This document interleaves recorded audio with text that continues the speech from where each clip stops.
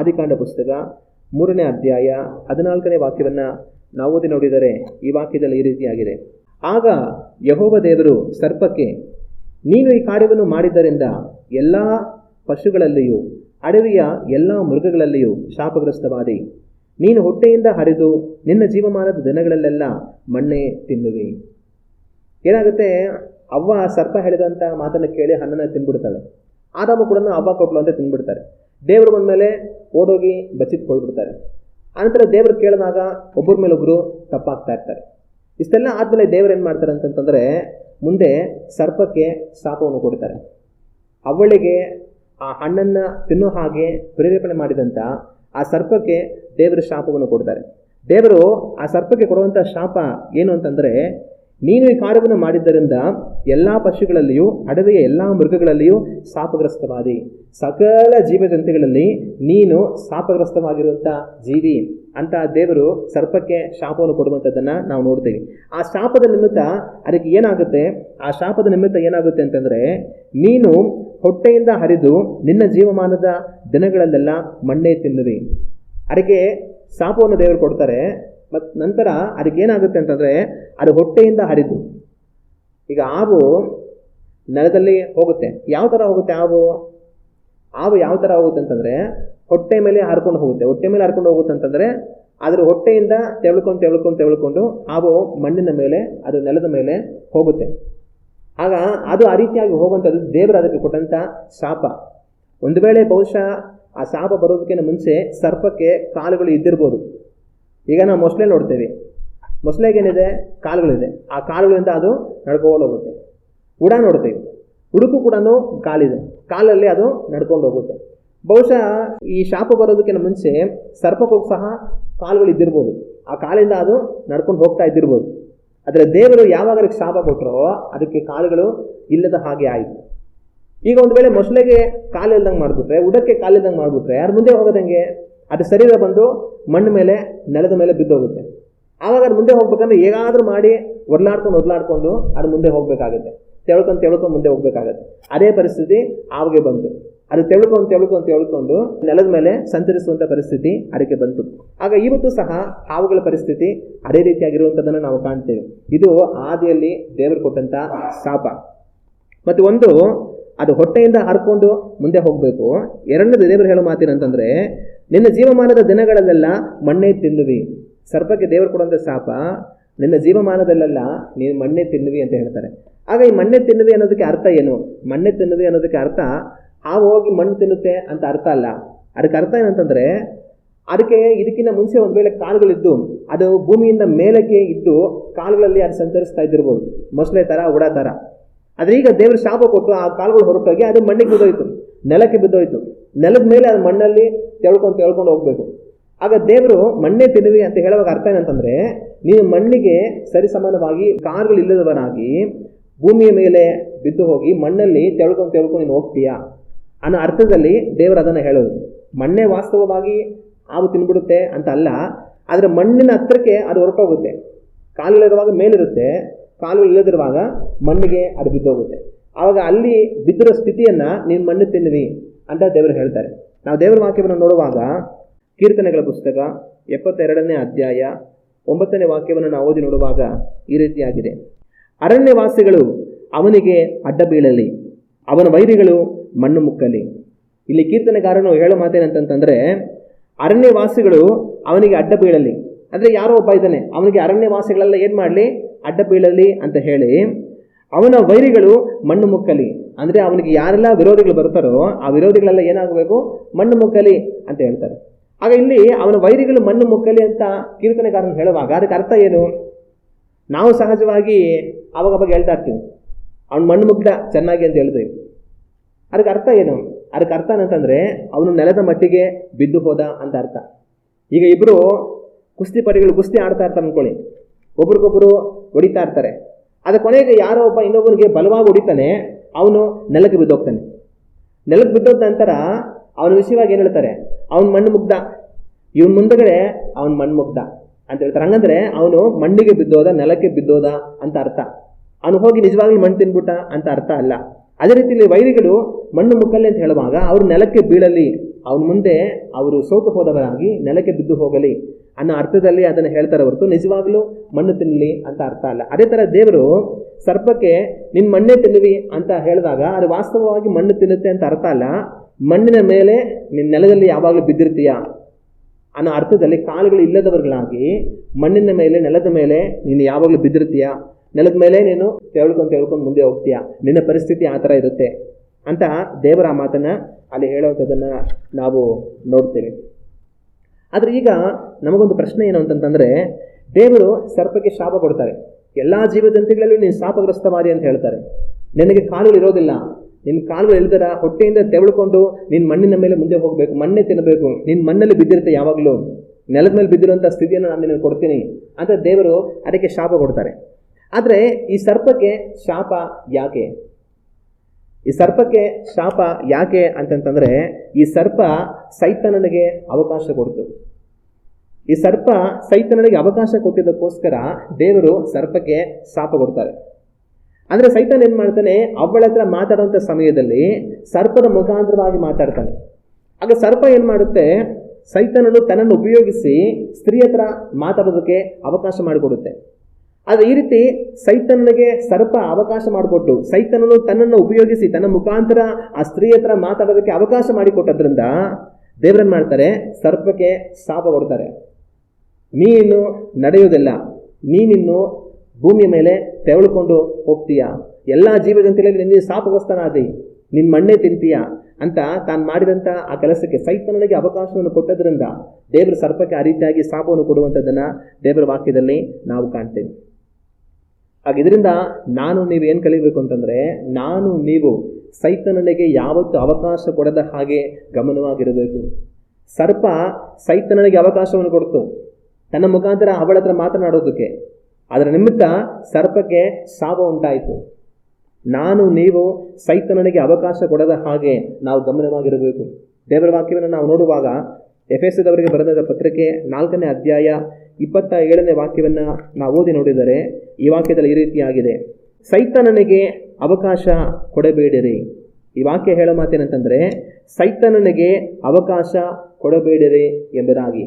ಸರ್ಪ ಸೈತಾನನಿಗೆ ಅವಕಾಶ ಕೊಡುತ್ತೆ, ಅದರ ನಿಮಿತ್ತವಾಗಿ ತನಗೆ ಶಾಪ ಬರುತ್ತೆ. ದೇವರು ನನಗೆ ನಿಮಗೆ ಹೇಳುವಂಥ ಮಾತೇನಂತಂದರೆ, ಸೈತಾನನಿಗೆ ಅವಕಾಶ ಕೊಡಬೇಡಿರಿ ಎಂಬುದಾಗಿ. ನಾನು ನೀವು ಸೈತಾನನಿಗೆ ಅವಕಾಶವನ್ನು ಕೊಡುವಂಥವர்களಾಗಿರಬಾರದು.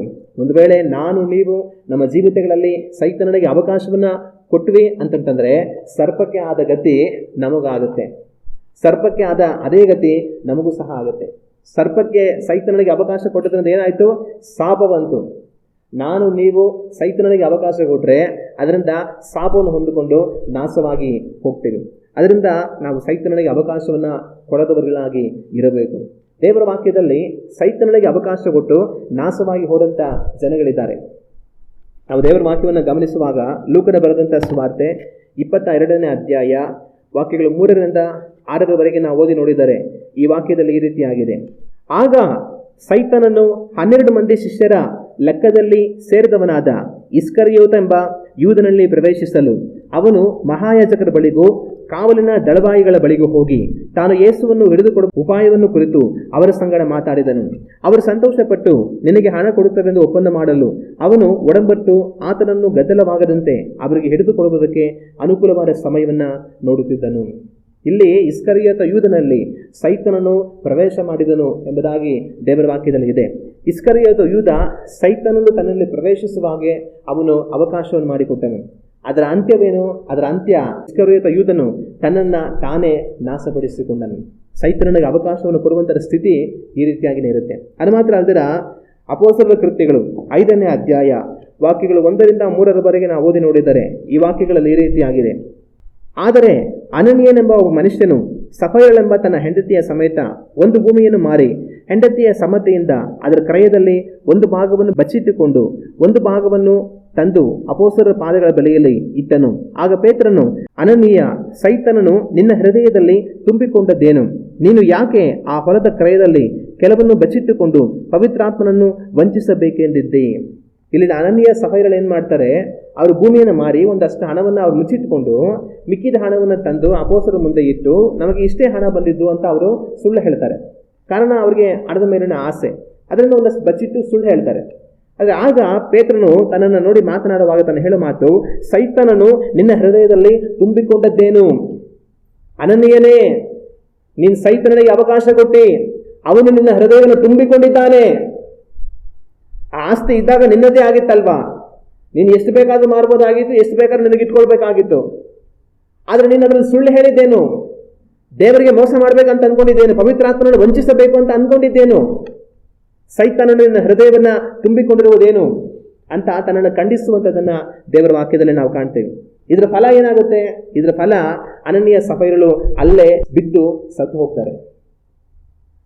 ಆಗ ಅನನೀಯ ಸಫೈರಳು ಸೈತಾನನಿಗೆ ಅವಕಾಶ ಕೊಟ್ಟು ಸುಳ್ಳು ಹೇಳಿ ಹಣದ ಮೇಲಿನ ಆಸೆಯಿಂದ ಮುಚ್ಚಿಟ್ಟು ದೇವರನ್ನು ವಂಚಿಸುವುದಕ್ಕೆ ಪ್ರಯತ್ನ ಮಾಡಿ ಕಡೆಗೆ ಮರಣವನ್ನು ತಂದುಕೊಳ್ಳೋದನ್ನು ನಾವು ಕಾಣ್ತೇವೆ. ಇದು ಮಾತ್ರ ಅಲ್ಲದೆ ಮತ್ತಾಯನು ಬರೆದಂಥ ಸುವಾರ್ತೆ 16ನೇ ಅಧ್ಯಾಯ ವಾಕ್ಯಗಳು 22-23 ನಾವು ಓದಿ ನೋಡುವಾಗ ಈ ವಾಕ್ಯಗಳಲ್ಲಿ ಈ ರೀತಿಯಾಗಿದೆ. ಆಗ ಪೇತ್ರನು ಆತನ ಕೈ ಹಿಡಿದು, ಸ್ವಾಮಿ, ದೇವರು ನಿನ್ನನ್ನು ಕಾಯಲಿ, ನಿನಗೆ ಹೀಗೆ ಎಂದಿಗೂ ಆಗಬಾರದು ಎಂದು ಆತನನ್ನು ಗದರಿಸುವುದಕ್ಕೆ ಪ್ರಾರಂಭಿಸಲು ಆತನು ತಿರುಗಿಕೊಂಡು ಪೇತ್ರನಿಗೆ, ಸೈತಾನನೇ, ನನ್ನ ಮುಂದೆ ನಿಲ್ಲಬೇಡ, ನಡೆ, ನನಗೆ ನೀನು ವಿಘ್ನವಾಗಿದ್ದಿ, ನಿನ್ನ ಯೋಚನೆ ಮನುಷ್ಯರ ಯೋಚನೆ ಹೊರತು ದೇವರದಲ್ಲ ಎಂದು ಹೇಳಿದನು. ಇಲ್ಲೇನಾಗುತ್ತೆ, ಪೇತ್ರನು ಯೇಸು ಕ್ರಿಸ್ತನ ಜೊತೆ ಮಾತಾಡ್ತಾ ಇದ್ದಾರೆ. ಇದಕ್ಕೆ ಮುಂಚೆ ಯೇಸು ಕ್ರಿಸ್ತನು ನಾನು ಯಾರು ಅಂತ ಕೇಳಿದಾಗ ಪೇತ್ರ ನೀನೇ ಕ್ರಿಸ್ತನು ಅಂತೆಲ್ಲ ಹೇಳಿ, ಯೇಸು ಕ್ರಿಸ್ತನು ತನಗೆ ಉತ್ತರವಾಗಿ, ಇದು ತಂದೆಯಿಂದಲೇ ನನಗೆ ಪ್ರಕಟ ಆಯಿತು, ಮತ್ತು ಈ ಬಂಡೆಯ ಮೇಲೆ ನನ್ನ ಸಭೆಯನ್ನು ಕಟ್ತೇನೆ, ನಿನಗೆ ಬಿಗದ ಕೈಗಳನ್ನು ಕೊಡ್ತೀನಿ, ಬಹಳಷ್ಟು ಕಾರ್ಯಗಳನ್ನು ಹೇಳ್ತಾರೆ. ಪೇತ್ರನಿಗೆ ತುಂಬ ಸಂತೋಷ ಆಗುತ್ತೆ, ತುಂಬ ಆನಂದ ಆಗಿಬಿಡುತ್ತೆ. ಏನೇನೋ ಕಾರ್ಯಗಳನ್ನು ದೇವರು ಹೇಳ್ಬಿಟ್ರಲ್ಲ, ನನಗೆ ಒಂದು ಮಾತು ಹೇಳಿದೆ ನೀನು ಕ್ರಿಸ್ತನು ಅಂತ ಅಂದ್ಬಿಟ್ಟು ಎಷ್ಟೊಂದು ಹೇಳ್ಬಿಟ್ರು ನನಗೆ ಅಂದರೆ ತುಂಬ ಖುಷಿ ಆಗ್ಬಿಡುತ್ತೆ. ಆದರೆ ಈ ಖುಷಿಯಲ್ಲಿ ಪೇತ್ರ ಏನು ಮಾಡಿಬಿಡ್ತಾನೆ, ಸೈತಾನನಿಗೆ ಅವಕಾಶ ಕೊಟ್ಬಿಡ್ತಾನೆ. ಅಂದರೆ ಅವನು ಗರ್ವಪಟ್ಟು ಹೆಮ್ಮೆ ಪಡೋದಕ್ಕೆ ಅವಕಾಶ ಕೊಟ್ಬಿಡ್ತಾನೆ. ಆಗ ಆ ಗರ್ವಪಟ್ಟು ಹೆಮ್ಮೆ ಪಟ್ಟಿರುವಂಥ ಉತ್ಸಾಹದಲ್ಲಿ ಪೇತ್ರ ಇರುವಾಗ ಯೇಸು ಕ್ರಿಸ್ತನು ಏನು ಮಾಡ್ತಾರೆ, ಮತ್ತೊಂದು ಮಾತು ಹೇಳ್ತಾರೆ.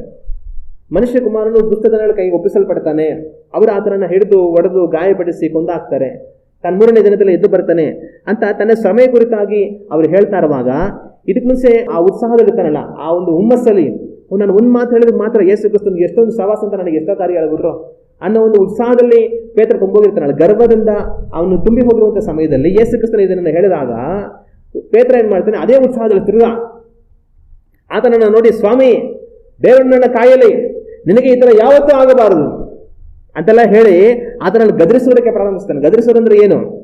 ಸುಮ್ಮನೆ ಏನೋ ದೀನತೆಯಿಂದ ಹೇಳೋದಲ್ಲ, ದೇವರೇ ಏನಪ್ಪ ಹಿಂಗೆ ಹೇಳ್ತಾ ಇದೆಯಾ, ಹಿಂಗೆಲ್ಲ ಆಗಬಾರ್ದು ಸ್ವಾಮಿ, ನಿನ್ನನ್ನು ದೇವ್ರು ಕಾಯಲಿ ಅಂತ ಹೇಳೋದಲ್ಲ. ಓ ಯೇಸುವೇ, ನಾನು ಹೇಳ್ತಾ ಇದ್ದೀನಿ ನಿನಗೇನು ಆಗಬಾರದು ಅಂತ ತನ್ನನ್ನು ಗದರಿಸೋ ರೀತಿಯಲ್ಲಿ ತಾನು ಮಾತಾಡ್ತಾನೆ. ಏನಕ್ಕೆ ಆ ರೀತಿ ಉತ್ಸಾಹದಲ್ಲಿ ಮಾತಾಡ್ಬಿಟ್ಟ ಅಂತಂದ್ರೆ, ಇದಕ್ಕೆ ಮುಂಚೆ ನೀನೇ ಕ್ರಿಸ್ತನು ಅಂತ ದೀನನಾಗಿ ಹೇಳಿದ. ಸ್ವಾಮಿ, ನೀನೇ ಕ್ರಿಸ್ತನು ಅಂತ ಎಲ್ಲರೂ ಹೇಳ್ತಾ ಇದ್ದಾರಪ್ಪ, ಅಲ್ಲ ನೀನೇ ಕ್ರಿಸ್ತನು ಅಂತ ನಾನು ಹೇಳ್ತೇನೆ, ಬೇರೆಯವರು ಏನು ಬೇಕಾದ್ರೂ ಹೇಳ್ತಾ ಇರ್ಬೋದು, ನಾನು ಹೇಳ್ತೀನಿ ಸ್ವಾಮಿ ನೀನೇ ಕ್ರಿಸ್ತನು ಅಂತ ಹೇಳಿದಾಗ ಅವರು ತನಗೆ ಎಷ್ಟೋ ಕಾರ್ಯಗಳು ಹೇಳಿದಾಗ ತನಗೇನಾದರೂ ತುಂಬ ಉತ್ಸಾಹ ಆಗೋಯ್ತು. ಏನು ಉತ್ಸಾಹ ಆಗೋಯ್ತು ಅಂತಂದರೆ, ನಾನು ಹೇಳೋದೆಲ್ಲ ಕರೆಕ್ಟಾಗಿರುತ್ತೆ, ನಾನು ಏನು ಹೇಳಿದ್ರು ಯೇಸು ಶಬಾಸ್ ಅಂತ ಹೇಳ್ತಾರೆ ಅನ್ನೋಂಥ ಒಂದು ಉತ್ಸಾಹಕ್ಕೆ ಬಂದ್ಬಿಟ್ಟ. ಆಗ ಸೈತಾನ ಏನು ಮಾಡ್ದ, ಆ ಒಂದು ಉತ್ಸಾಹದಲ್ಲಿ ಅವನಿರುವಾಗ ಅವನನ್ನು ಇನ್ನೂ ಪ್ರೇರೇಪಿಸ್ದ. ಏನು ಪ್ರೇರೇಪಿಸ್ದ?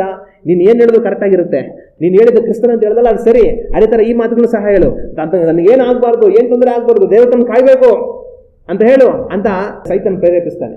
ಅವಾಗ ಅದೇ ಉತ್ಸಾಹದಲ್ಲಿ ಪೇತ್ರ ಏನು ಮಾಡ್ತಾನೆ, ಅದನ್ನು ಹೇಳ್ತಾನೆ.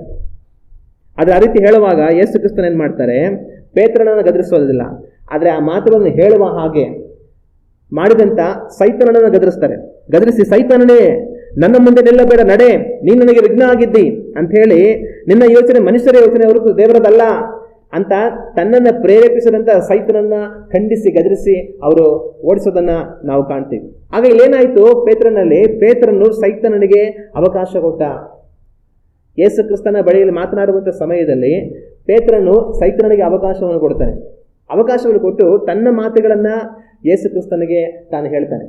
ಆಗ ಯೇಸು ಕ್ರಿಸ್ತನು ತನ್ನನ್ನು ಗದರಿಸುವಂಥದ್ದನ್ನು, ಸೈತಾನನನ್ನು ಓಡಿಸುವಂಥದ್ದನ್ನು ನಾವು ಕಾಣ್ತೀವಿ. ಆದರೆ ಪೇತ್ರ ಏನಾದ ಅಂತಂತಂದರೆ, ತನ್ನ ತಪ್ಪಿನಿಂದ ಮನೆ ತಿರುಗಿದ. ಬಹುಶಃ ಇದನ್ನು ಹೇಳಿದ ನಂತರ ಯೇಸು ಕ್ರಿಸ್ತನು ಪೇತ್ರನಿಗೆ ತನ್ನ ತಪ್ಪು ಅರಿವಾಗಿರುತ್ತೆ. ನಾನು ತಪ್ಪಾಗಿ ಮಾತಾಡ್ಬಿಟ್ಟೆ ಅನಿಸುತ್ತೆ, ನಾನು ಮಾತಾಡಬಾರ್ದಾಗ ಮಾತಾಡ್ಬಿಟ್ಟೆ, ನಾನು ಉತ್ಸಾಹದಲ್ಲಿ ನನಗೆ ಬಂದಂಥ ಒಂದು ಸೈತಾನನ ಪ್ರೇರೇಪಣೆಯಿಂದ ನಾನು ಮಾತಾಡ್ಬಿಟ್ಟಿದ್ದೀನಿ ಅನ್ನೋ ತಪ್ಪನ್ನು ಅರ್ಥ ಮಾಡಿಕೊಂಡು ಅವನು ಆ ತಪ್ಪಿನಿಂದ ಮನೆ ತಿರುಗ್ತಾನೆ, ದೇವರಿಗೋಸ್ಕರ ಉತ್ತಮವಾದ ಸಾಕ್ಷಿ ಆಗ್ತಾನೆ. ಮತ್ತೆ ಎಂದಿಗೂ ಸಹ ಸೈತಾನನಿಗೆ ಅವನು ಅವಕಾಶ ಕೊಡೋದಿಲ್ಲ. ಆಗ ದೇವರ ವಾಕ್ಯದಲ್ಲಿ ಸೈತಾನನಿಗೆ ಅವಕಾಶ ಕೊಟ್ಟು ನಾಶವಾಗಿ ಹೋಗಿರುವಂಥವ್ರು ಇದ್ದಾರೆ. ಸೈತಾನನಿಗೆ ಅವಕಾಶ ಕೊಟ್ಟು ಮನ ತಿರುಗಿ ದೇವರಿಗೆ ಒಪ್ಪಿಸಿಕೊಟ್ಟು ಜೀವಿಸುವುದು ಸಹ ದೇವರ ವಾಕ್ಯದಲ್ಲೇ ಇದ್ದಾರೆ. ಅದರಲ್ಲಿ ಪೇತ್ರ ಒಬ್ಬನು. ಆಗ ಸರ್ಪಕ್ಕೆ ಶಾಪ ಯಾಕೆ? ಸರ್ಪಕ್ಕೆ ಶಾಪ ಯಾಕೆ ಅಂತಂತಂದ್ರೆ, ಸರ್ಪ ಸೈತಾನನಿಗೆ ಅವಕಾಶ ಕೊಡ್ತು. ನಾನು ನೀವು ಸೈತಾನನಿಗೆ ಅವಕಾಶವನ್ನು ಕೊಡಬಾರದು. ಸೈತಾನನಿಗೆ ಒಂದು ವೇಳೆ ನಾವು ಅವಕಾಶ ಕೊಟ್ಟರೆ ಸರ್ಪಕ್ಕೆ ಆದ ಗತಿ ನಮಗೆ ಆಗುತ್ತೆ. ದೇವರ ವಾಕ್ಯದಲ್ಲಿ ಸೈತಾನನಿಗೆ ಅವಕಾಶ ಕೊಟ್ಟಂಥವರ ಗತಿ ನಮಗೆ ಆಗುತ್ತೆ. ಅದರಿಂದ ಸೈತಾನನಿಗೆ ನಾವು ಅವಕಾಶ ಕೊಡದ ಹಾಗೆ ನಮ್ಮನ್ನು ನಾವು ಎಚ್ಚರವಾಗಿ ಕಾದುಕೊಳ್ಳಬೇಕು. ಮತ್ತೆ ಸೈತಾನನಿಗೆ ನಮ್ಮ ಜೀವಿತದಲ್ಲಿ ನಾವು ಯಾವ ರೀತಿ ಅವಕಾಶ ಕೊಡೋದಕ್ಕೆ ಸಾಧ್ಯ ಆಗುತ್ತೆ? ಯಾವುದ್ರ ಮುಖಾಂತರ ಸೈತಾನನಿಗೆ ನಮ್ಮಲ್ಲಿ ಕ್ರಿಯೆ ಮಾಡೋದಕ್ಕೆ ಅವಕಾಶ ಆಗುತ್ತೆ? ಅದು ಯಾವುದ್ರ ಮುಖಾಂತರ ಅವನು ನಮ್ಮಲ್ಲಿ ಕ್ರಿಯೆ ಮಾಡೋದಕ್ಕೆ ಅವಕಾಶ ಆಗುತ್ತೆ ಅಂತಂದರೆ, ಪಾಪ. ಒಬ್ಬ ಮನುಷ್ಯನು ಪಾಪದಲ್ಲಿ ಬದುಕುವಾಗ ಆ ಪಾಪದ ಮುಖಾಂತರ ಸೈತಾನನು ಅವನಲ್ಲಿ ಪ್ರವೇಶಿಸಿ ಅವನು ಕ್ರಿಯೆ ಮಾಡೋದಕ್ಕೆ ಅದು ಅವಕಾಶ ಆಗಿಬಿಡುತ್ತೆ. ಒಂದು ವೇಳೆ ಒಂದು ಮನುಷ್ಯ ಪಾಪದಲ್ಲೇ ಮುಂದುವರಿತಾ ಇರುವಾಗ ಅವನು ಸೈತಾನನಿಗೆ ತನ್ನ ಜೀವಿತದಲ್ಲಿ ಬಾಗಿಲನ್ನು ತೆರೆದುಕೊಡ್ತಾ ಇರ್ತಾನೆ.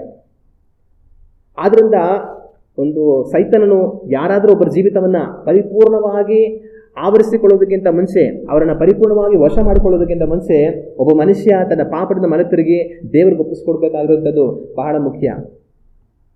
ಪಾಪ ಸೈತಾನನು ಮನುಷ್ಯನನ್ನು ಪ್ರವೇಶಿಸೋದಕ್ಕೆ, ಒಂದು ಮನುಷ್ಯನಲ್ಲಿ ಕ್ರಿಯೆ ಮಾಡೋದಕ್ಕೆ ಅದು ಅವಕಾಶ ಮಾಡಿಕೊಡುತ್ತೆ.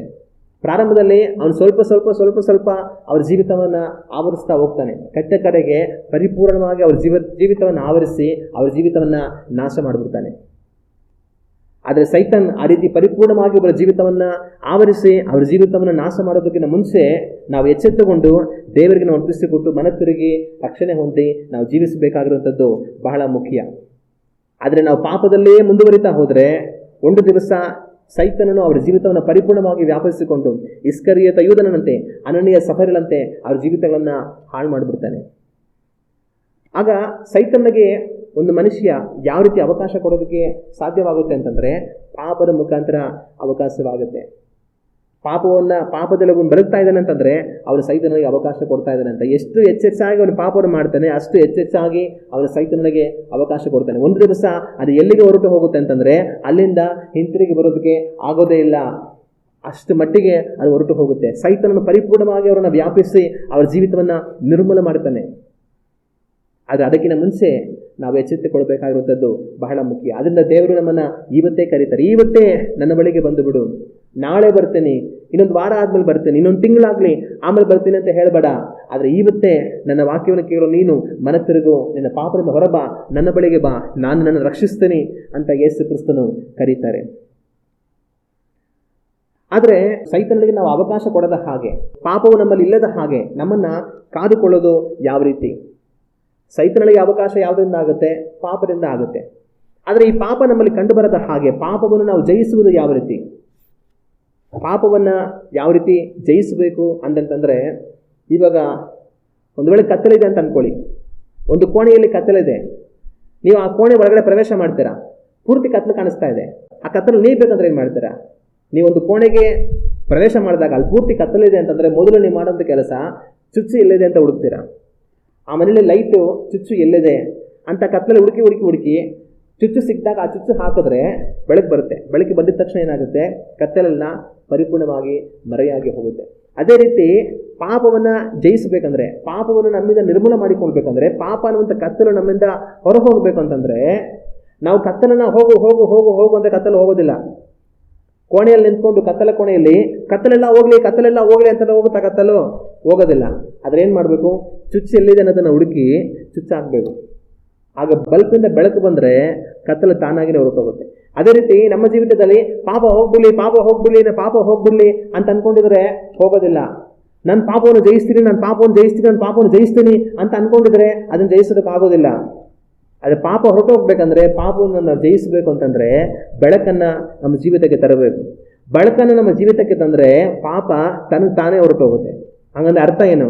ಬೆಳಕಾಗಿರುವಂಥ ದೇವರನ್ನು ನಮ್ಮ ಜೀವಿತಕ್ಕೆ ನಾವು ತರಬೇಕು. ದೇವರನ್ನು ನಮ್ಮ ಜೀವಿತಕ್ಕೆ ತಂದರೆ ಪಾಪ ತಾನೇ ಹೊರಟೋಗುತ್ತೆ. ಬೆಳಕಾಗಿರುವಂಥ ಯೇಸು ಕ್ರಿಸ್ತನು ನಮ್ಮಲ್ಲಿ ವಾಸ ಮಾಡೋದಕ್ಕೆ ಬಂದರೆ ಪಾಪ ತನಗೆ ತಾನೇ ನೀಗಿ ಹೋಗುತ್ತೆ. ಹಲ್ಲೆಲೂಯಾ. ಇವತ್ತು ಅನೇಕರು ಪಾಪದಲ್ಲಿ ಬದುಕ್ತಾ ಇದ್ದಾರೆ ಅಂತಂದರೆ ಬೆಳಕಾಗಿರುವಂಥ ಯೇಸು ಕ್ರಿಸ್ತನ ಅವರ ಜೀವಿತದಲ್ಲಿ ಇಲ್ಲ.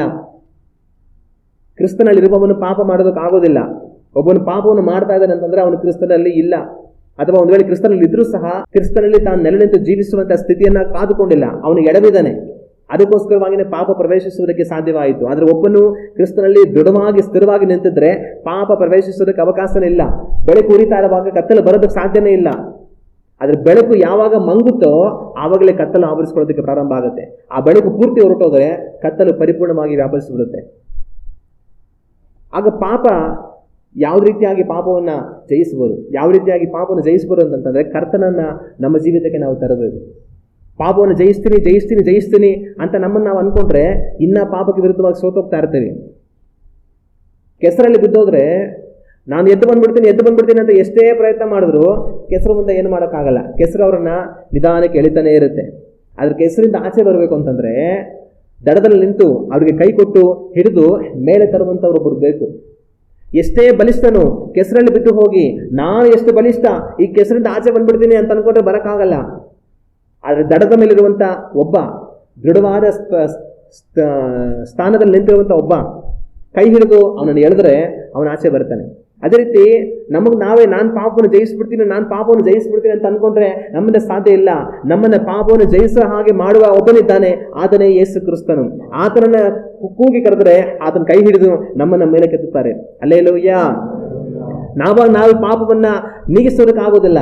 ಆತನನ್ನು ಕೇಳುವಾಗ ಆತನು ನಮ್ಮಲ್ಲಿ ಬಂದು ಪಾಪವನ್ನು ನಮ್ಮಿಂದ ಅಗಲಿಸ್ತಾರೆ. ಹಲ್ಲೆಲೂಯಾ. ಆದ್ರೆ ಪಾಪ ನಮ್ಮಲ್ಲಿ ಪ್ರವೇಶ ಮಾಡ್ತು ಅಂತಂದ್ರೆ ಅವರು ನಮ್ಮಿಂದ ದೂರ ಆಗ್ತಾ ಇದ್ದಾರೆ ಅಂತ ಅರ್ಥ. ಅವರು ದೂರ ಆಗೋದಿಲ್ಲ, ನಾವು ಅವ್ರನ್ನ ದೂರ ಮಾಡ್ಕೊಳ್ತಾ ಇದ್ದೀವಿ ಅಂತ ಅರ್ಥ. ಅದು ಒಂದು ದಿವಸ ಸೈತನನ್ನು ಪರಿಪೂರ್ಣವಾಗಿ ಒಬ್ಬನನ್ನ ಪ್ರವೇಶಿಸಿ ಅವನನ್ನು ಹಾಳು ಮಾಡೋದಕ್ಕಿಂತ ಮುಂಚೆ ಕ್ರಿಸ್ತನ ಬಳಿಗೆ ತಾನು ತಿರುಗಿ ಓಡಿ ಬಂದರೆ ಅವರಿಗೆ ಒಳ್ಳೆಯದು. ಆಗ ನಾವು ಪಾಪವನ್ನು ಮಾಡದ ಹಾಗೆ ಅಥವಾ ಪಾಪವನ್ನು ಜಯಿಸುವ ಹಾಗೆ ನಾವೇನ್ ಮಾಡಬೇಕು ಅಂತಂದ್ರೆ ಕರ್ತನೊಟ್ಟಿಗೆ ಯಾವಾಗಲೂ ಅನ್ಯೋನ್ಯವಾಗಿರಬೇಕು. ಹಲ್ಲೆಲೂಯಾ. ಅವರೊಟ್ಟಿಗೆ ಅನ್ಯೋನ್ಯವಾಗಿರುವಾಗ ಪಾಪ ನಮ್ಮಲ್ಲಿ ಪ್ರವೇಶಿಸುವುದಕ್ಕೆ ಅವಕಾಶವಿಲ್ಲ. ನಾವು ಯಾವಾಗಲೂ ತಪ್ಪದೇ ಪ್ರಾರ್ಥನೆ ಮಾಡುವಂಥವರಾಗಿರಬೇಕು. ದೇವರ ವಾಕ್ಯವನ್ನು ಪ್ರತಿ ದಿವಸ ತಪ್ಪದೇ ಓದುವಂಥವರಾಗಿರಬೇಕು. ಯಾವಾಗಲೂ ಪವಿತ್ರಾತ್ಮ ಭರಿತರಾಗಿ ದೇವರೊಟ್ಟಿಗೆ ನಡೆಯುವಂಥವರಾಗಿರಬೇಕು. ಉಪವಾಸ ವಿಜ್ಞಾಪನೊಟ್ಟಿಗೆ ದೇವರೊಟ್ಟಿಗೆ ಅನ್ಯೋನ್ಯವಾಗಿ ನಾವು ಜೀವಿಸಬೇಕು. ಸಭೆಯ ಆರಾಧನೆಯಲ್ಲಿ ನಾವು ತಪ್ಪದೇ ಆಸಕ್ತಿಯಿಂದ ಪಾಲ್ಗೊಳ್ಳುವಂಥವರಾಗಿರಬೇಕು. ಸೇವಾ ಕಾರ್ಯಗಳಲ್ಲಿ ನಾವು ಪಾಲ್ಗೊಳ್ಳುವಂಥವರಾಗಿರಬೇಕು. ದೇವ ಜನಗಳ ಐಕ್ಯತೆಯಲ್ಲಿ ಯಾವಾಗಲೂ ಇರುವಂಥವರಾಗಿರಬೇಕು. ಪಾಪಕ್ಕೆ ನಮ್ಮನ್ನು ಪ್ರೇರೇಪಿಸುವಂತ ಮನುಷ್ಯರ ಜೊತೆಯಲ್ಲಿ ಸಂಪರ್ಕವನ್ನ ನಾವು ದೂರ ಮಾಡಿಕೊಳ್ಳಬೇಕು. ಪಾಪಕ್ಕೆ ನಮ್ಮನ್ನು ಪ್ರೇರೇಪಿಸುವಂತ ಯಾವುದೇ ಕಾರ್ಯಗಳಾಗಿರಲಿ ಆ ಕಾರ್ಯಗಳಿಂದ ನಾವು ದೂರ ಇರುವಂತವர்களಾಗಿ ಇರಬೇಕು. ಈ ರೀತಿಯಾಗಿ ಕರ್ತನಲ್ಲಿ ನಮ್ಮನ್ನು ನಾವು ಕಾದುಕೊಳ್ಳುವಾಗ ಪಾಪವನ್ನ ನಮ್ಮಿಂದ ಜಯಿಸುವುದಕ್ಕೆ ಕರ್ತನು ನಮಗೆ ಬಲವನ್ನು ಕೊಡ್ತಾರೆ. ಅವರು ನಮ್ಮಲ್ಲಿರುವಾಗ ಪಾಪ ನಮ್ಮ ಹತ್ರ ಸುಳಿಯೋದಕ್ಕೆ ಸಾಧ್ಯ ಇಲ್ಲ.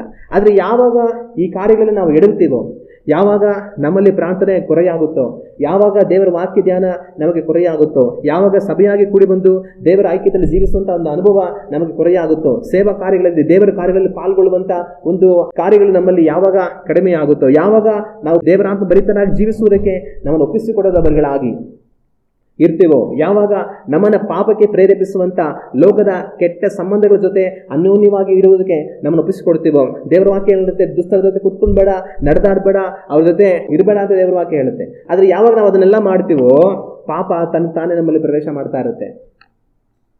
ಆದ್ರೆ ಯಾವಾಗ ನಾವು ಈ ಕಾರ್ಯಗಳನ್ನು ಕೈಗೊಂಡು ಜೀವಿಸ್ತೀವೋ ಆಗ ಪಾಪವನ್ನು ಜಯಿಸುವುದಕ್ಕೆ ನಮ್ಮಿಂದ ಸಾಧ್ಯ. ಆಗ ಪಾಪವನ್ನು ನಾವು ಜೀವಿಸ್ತಾ ಇರುವಾಗ ಸೈತನ್ನಿಗೆ ನಮ್ಮಲ್ಲಿ ಅವಕಾಶ ಇಲ್ಲದ ಹಾಗೆ ನಮ್ಮನ್ನು ಕಾದುಕೊಳ್ಳೋದಕ್ಕೆ ಸಾಧ್ಯ. ಹಲ್ಲೆಲೂಯಾ. ಆದರೆ ಪಾಪದಲ್ಲಿ ಬಿದ್ದು ಹೋಗಿ ಸೈತನಿಗೆ ಅವಕಾಶ ಕೊಟ್ಟು ಬರುತ್ತಾ ಹೋದರೆ ಕಡೆಗೇನಾಗುತ್ತೆ, ಸರ್ಪಕ್ಕೆ ಆದ ಗತಿ ಅವರಿಗೂ ಸಹ ಆಗುತ್ತೆ. ಅದರಿಂದ ನಾವು ಎಚ್ಚರಿಕೆಯಾಗಿ ಇರುವುದಕ್ಕೆ ನಮ್ಮನ್ನು ಒಪ್ಪಿಸಿಕೊಡೋಣ. ಮುಂದೆ ಏನಾಗುತ್ತೆ ನಾವು ದೇವರ ವಾಕ್ಯವನ್ನು ಓದಿ ನೋಡೋಣ. ಮುಂದೆ ಆದಿಕಾಂಡ 3ನೇ ಅಧ್ಯಾಯ 15ನೇ ವಾಕ್ಯವನ್ನು ನಾವು ಓದಿ ನೋಡುವಾಗ ಈ ವಾಕ್ಯದಲ್ಲಿ ಈ ರೀತಿಯಾಗಿದೆ: ನಿನಗೂ ಈ ಸ್ತ್ರೀಗೂ ನಿನ್ನ ಸಂತಾನಕ್ಕೂ ಈ ಸ್ತ್ರೀಯ ಸಂತಾನಕ್ಕೂ ಹಗೆತನವಿರುವ ಹಾಗೆ ಮಾಡುವೆನು. ಈಕೆಯ ಸಂತಾನವು ನಿನ್ನ ತಲೆಯನ್ನು ಜಜ್ಜುವುದು, ನೀನು ಅದರ ಹಿಮ್ಮಡಿಯನ್ನು ಕಚ್ಚುವಿ. ದೇವರೇನು ಹೇಳ್ತಾರೆ ಅಂತಂದ್ರೆ, ಆ ಸರ್ಪಕ್ಕೆ ನಿನ್ನ ಸಂತಾನಕ್ಕೂ ಈ ಸ್ತ್ರೀಯ ಸಂತಾನಕ್ಕೂ ಹಗೆತನವಿರುವ ಹಾಗೆ ಮಾಡ್ತೇನೆ. ಅಂದ್ರೆ ಹಾವುಗಳು ಮುಂದೆ ಹೋಗ್ತಾ ಎಷ್ಟೋ ಹಾವುಗಳು ಬರುತ್ತೆ. ಸ್ತ್ರೀಯಿಂದಲೂ ಮುಂದೆ ಹೋಗ್ತಾ ಎಷ್ಟೋ ಮನುಷ್ಯರುಗಳು ಬರ್ತಾರೆ. ಆದರೆ ಈ ಸಂತತಿಗಳಿಗೆ ನಾನೇನು ಮಾಡ್ತೀನಿ, ಹಾಗೆತನ ಇರುವ ಹಾಗೆ ಮಾಡ್ತೀನಿ. ಇಬ್ಬರನ್ನು ಒಬ್ರಿಗೊಬ್ರು ನೋಡಿದ್ರೆ ಆಗೋದಿಲ್ಲ, ಆ ಥರ ಮಾಡ್ತೀನಿ. ಯಾಕಂದ್ರೆ ನೀನು ಈ ಸ್ತ್ರೀ ಹಣ್ಣನ್ನು ತಿಂದು ಮನುಷ್ಯರು ಬಿದ್ದು ಹೋಗೋ ಹಾಗೆ ಮಾಡಿದೆ, ಅದರಿಂದ ಏನು ಮಾಡ್ತೀನಿ, ಇವರ ಸಂತತಿಗೂ ನಿಮ್ಮ ಸಂತತಿಗೂ ನಾನು ಹಾಗೆತನ ಇಡ್ತೀನಿ ಅಂತ ಹೇಳಿ ಅವರು ನಿನ್ನನ್ನು ಎಲ್ಲಿ ಕಂಡರೂ ಸಹ ನಿನ್ನ ತಲೆಯನ್ನು ಜಜ್ತಾರೆ, ನಿನ್ನ ತಲೆಯನ್ನು ತುಳಿತಾರೆ ಅಂತ ಹೇಳಿ, ಮತ್ತೆ ನೀನೇನು ಮಾಡ್ತೀಯಾ, ಅವ್ರ ಹಿಮ್ಮಡಿಯನ್ನು ಅಂದರೆ ಕಾಲನ್ನು ನೀನು ಕಚ್ತೀಯ ಅಂತ ದೇವರು ಹೇಳುವಂಥದ್ದನ್ನು ನಾವು ಕಾಣ್ತೀವಿ. ಆಗ ಇದೇ ರೀತಿಯಾಗಿ ನಮ್ಮ ಈ ಕಾಲದವರೆಗೂ ಸಹ ಪರಿಸ್ಥಿತಿ ಇರೋದನ್ನು ನಾವು ಕಾಣ್ತೀವಿ.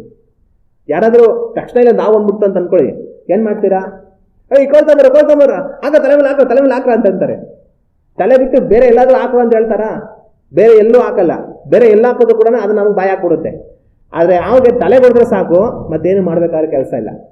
ಒಂದ್ ವೇಳೆ ಕೋಲೆಯಾದ್ರು ಇಲ್ಲ ಅಂದ್ರೆ ಸರಿ, ಕಾಲಲ್ಲಾದ್ರೂ ಸರಿಯಾಗಿ ಆ ತಲೆ ನೋಡಿ ತುಳ್ಬಿಡಿ, ತಲೆನ ಆ ತಲೆ ತುಳ್ಬಿಟ್ರೆ ಆಗೋಯ್ತು ಅದು ಕತೆ ಅಂತ ಅನ್ಕೊಂಡು ಮೊದಲು ಅದನ್ನ ತಲೆ ಹೊಡೆಯೋದಕ್ಕೆ, ಅದನ್ನ ತಲೆ ತುಳಿಯೋದಕ್ಕೆ ನೋಡ್ತಾ ಇರ್ತಾರೆ.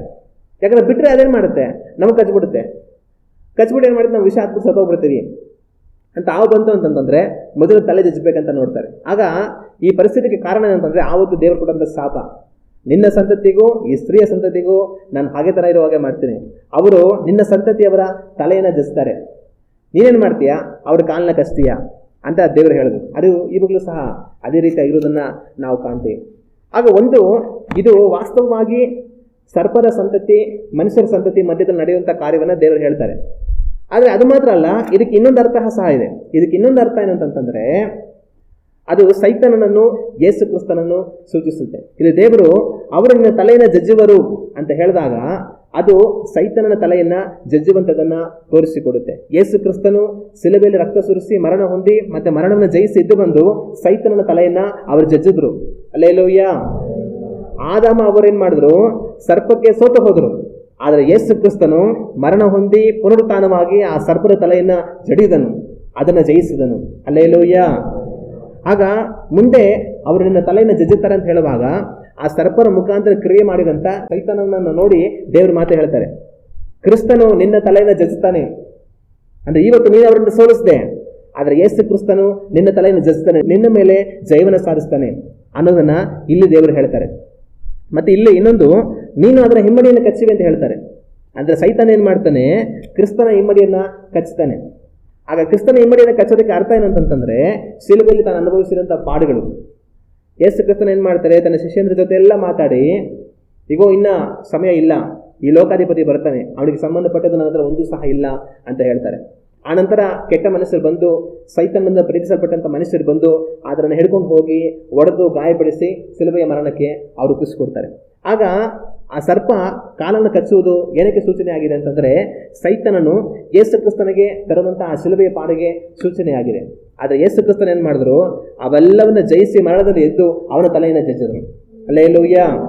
ಆಗ ಇಲ್ಲಿ ದೇವರು ಸೈತಾನನ ನೋಡಿ, ಆಕೆಯ ಸಂತತಿ ನಿನ್ನ ತಲೆಯನ್ನು ಜಜ್ಜುತ್ತೆ, ನೀನು ಆಕೆಯ ಹಿಮ್ಮಡಿಯನ್ನು ಕಚ್ಚುವೆ ಅಂತ ಹೇಳುವಾಗ ಯೇಸು ಕ್ರಿಸ್ತನ ಅನುಭವಿಸಿದ ಶಿಲುಬೆಯ ಪಾಡು ಹಿಮ್ಮಡಿಯನ್ನ ಕಚ್ಚುವುದಕ್ಕೆ ಸಮ. ಆದರೆ ಆತನ ಮರಣವನ್ನು ಜಯಿಸಿ ಎದ್ದು ಬಂದಿದ್ದು ಆತನು ಸರ್ಪವನ ತಲೆಯನ್ನ ತುಳಿದುದಕ್ಕೆ ಸಮ. ಹಲ್ಲೆಲೂಯಾ. ಆಗ ಇಲ್ಲಿ ಮುಂದೆ ನಡೆಯುವಂಥ ಕಾರ್ಯವನ್ನು ದೇವರು ಪ್ರವಾದನೆಯಾಗಿ ಸೈತಾನನ ಬಳಿಯಲ್ಲಿ ಮಾತನಾಡುವುದನ್ನು ನಾವು ಕಾಣ್ತೀವಿ. ಅದು ಅದೇ ರೀತಿ ಆಗುತ್ತೆ. ಇನ್ನು ಮುಂದುವರಿಸಿ ಹೋಗ್ತಾ ದೇವರೇನು ಮಾಡ್ತಾರೆ, ಸ್ತ್ರೀಗೆ ಶಾಪ ಕೊಡ್ತಾರೆ. ಸ್ತ್ರೀಗೆ ಶಾಪ ಕೊಟ್ಟು ತನಗೆ ಕೊಡುವಂಥ ಶಾಪ ಏನಂತಂದ್ರೆ, ನಿನ್ನ ಮಕ್ಕಳನ್ನ ಹೆರುವಾಗ ತುಂಬಾ ಕಷ್ಟಪಟ್ಟು ಮಕ್ಕಳನ್ನ ಹೆರ್ತೀಯ ಅಂತ ದೇವರು ಹೇಳ್ತಾರೆ. ಅದು ಮಾತ್ರ ಅಲ್ದಿರ ಗಂಡನ ಮೇಲೆ ನಿನಗೆ ಆಸೆ ಇರುತ್ತೆ ಅಂತ ಹೇಳ್ತಾರೆ, ಅವನು ನಿನಗೆ ಒಡೆಯನಾಗ್ತಾನೆ ಅಂತ ಹೇಳ್ತಾರೆ. ಇವತ್ತಿನವರೆಗೂ ಸಹ ಅದು ಅದೇ ರೀತಿ ಆಗಿದೆ. ಮಕ್ಕಳನ್ನ ಹೆರುವಾಗ ಸ್ತ್ರೀಯರು ಎಷ್ಟೋ ಕಷ್ಟಪಟ್ಟು ಮಕ್ಕಳನ್ನ ಅದು ಹೆರ್ತಾರೆ, ಅದು ಆಗ ಬಂದಂಥ ಶಾಪ. ಎರಡನೇದಾಗಿ ದೇವರು ಅವಳಿಗೆ ಹೇಳುವಂಥ ಮಾತು, ಗಂಡನ ಮೇಲೆ ನಿನಗೆ ಆಸೆ ಇರುವುದು ಅಂತ ಹೇಳಿ. ಸಾಮಾನ್ಯವಾಗಿ ಈ ವಾಕ್ಯವನ್ನ ಏನಂತ ಅರ್ಥ ಮಾಡ್ಕೊಳ್ತಾರೆ ಅಂತಂದ್ರೆ, ಹೆಂಡತಿಗೆ ಗಂಡನ ಮೇಲೆ ತುಂಬ ಪ್ರೀತಿ ಇರುತ್ತೆ ಅಂತ ಅಂದ್ಕೊಳ್ತಾರೆ. ಆದರೆ ಮೂಲ ಇಬ್ರಿಯ ಭಾಷೆಯಲ್ಲಿ ಈ ವಾಕ್ಯಕ್ಕೆ ಅರ್ಥ ಅದಲ್ಲ. ಮೂಲ ಇಬ್ರಿಯ ಭಾಷೆಯಲ್ಲಿ ಈ ವಾಕ್ಯಕ್ಕೆ ಅರ್ಥ ಏನು ಬರುತ್ತೆ ಅಂತಂದರೆ, ಗಂಡನ ಮೇಲೆ ಒಡೆತನ ಮಾಡಬೇಕು ಅಂತ ನಿನಗೆ ಆಸೆ ಇರುತ್ತೆ ಅಂತ. ಹಾಗಂದ್ರೆ ದೇವರು ಇಲ್ಲಿ ಹೇಳೋ ಮಾತೇನಂತಂದರೆ, ಅವಳಿಗೆ ನಿನಗೆ ಗಂಡನ ಮೇಲೆ ಒಡೆತನ ಸಾಧಿಸಬೇಕು, ಅಧಿಕಾರ ಸಾಧಿಸಬೇಕು ಅಂತ ಆಸೆ ಇರುತ್ತೆ. ಆದರೆ ಅದನ್ನು ಮಾಡೋದಕ್ಕೆ ಆಗೋದಿಲ್ಲ. ಆದರೆ ಗಂಡ ನಿನಗೆ ಒಡೆಯನಾಗ್ತಾನೆ, ಅವನು ನಿನ್ನ ಮೇಲೆ ಒಡೆತನವನ್ನು ಸಾಧಿಸ್ತಾನೆ ಅಂತ ಈ ಸ್ಥಳದಲ್ಲಿ ದೇವರು ಹೇಳ್ತಾರೆ.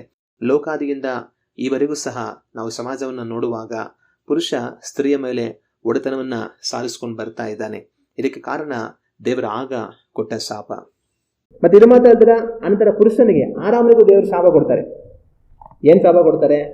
ನೀನು ಜೀವಮಾನದಲ್ಲೆಲ್ಲ ದುಡ್ದು ದುಡ್ದು ದುಡ್ದು ನಿನ್ನ ಬೆವರನ್ನು ಹರಿಸಿ ಕಷ್ಟಪಟ್ಟು ನೀನು ಹೊಲ ಉತ್ತಿ ಬೆಳೆ ಬೆಳೆದು ಊಟ ಮಾಡಬೇಕು. ಅದಕ್ಕೆ ಮುಂಚೆ ಏನಾಗ್ತಾ ಇತ್ತು? ಫ್ರೀಯಾಗಿ ಎಲ್ಲ ಊಟ ಬರ್ತಾ ಇತ್ತು.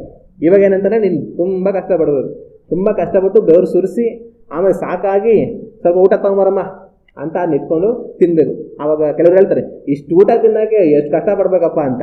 ಅದು ಯಾಕೆ ಬಂತಂದ್ರೆ ಶಾಪ, ದೇವರು ಹಾವು ಕೊಟ್ಟಂಥ ಶಾಪ.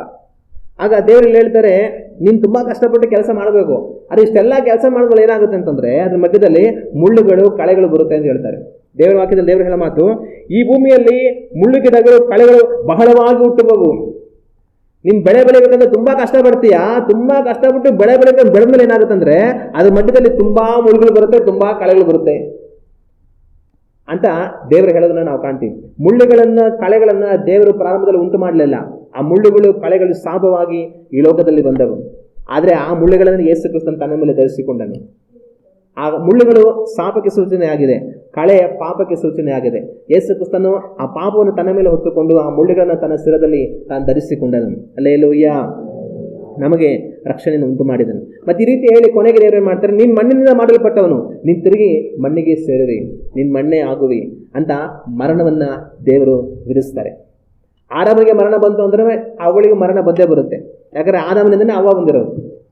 ಆಗ ಮರಣವನ್ನ ದೇವರು ಕೊನೆಗೆ ನೇಮಿಸುವಂಥದ್ದನ್ನ ದೇವರ ವಾಕ್ಯದಲ್ಲಿ ನಾವು ಕಾಣ್ತೇವೆ. ಈ ರೀತಿಯಾಗಿ ದೇವರು ಅಂದವಾಗಿ ಉಂಟು ಮಾಡಿದಂಥ ಲೋಕ ದುರಂತವಾಗಿ ಅದು ಬದಲಾಗುವಂಥದ್ದನ್ನು ನಾವು ಕಾಣ್ತೇವೆ.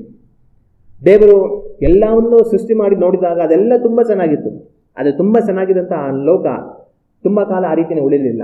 ಒಂದು ಸ್ವಲ್ಪ ಕಾಲದಲ್ಲೇ ಅದು ದುರಂತವಾದ ಲೋಕವಾಗಿ, ಶಾಪಕ್ಕೆ ಒಳಗಾದ ಲೋಕವಾಗಿ, ಮರಣಕ್ಕೆ ಒಳಗಾದ ಲೋಕವಾಗಿ, ಕಣ್ಣೀರು, ಕಷ್ಟ, ಬಾಧೆ, ವೇದನೆ ಇವುಗಳಿಂದ ತುಂಬಿದ ಲೋಕವಾಗಿ ಬದಲಾಗಿ ಹೋಯಿತು.